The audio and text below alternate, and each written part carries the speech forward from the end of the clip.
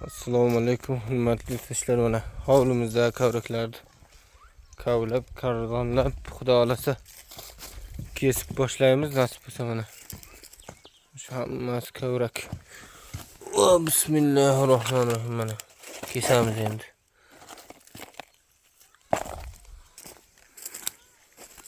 Mana Muhammad polvon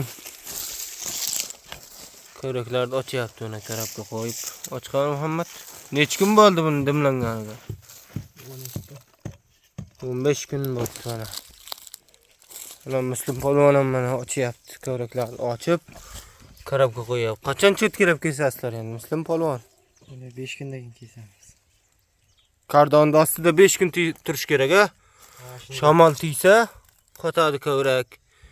Keyin kesiladi. Kavlangandan keyin 15 kun 20 kun yerda ostida qaytadan dim yeyish kerak. Dimlansa kavrak pishadi. Mana qip-qizil bo'lib pishib turibdi hozir. 5 kun tursa, 5 kundan keyin xudo xolasa kesib boshlaymiz yana. Mana kavraklar. Hovlida daromad.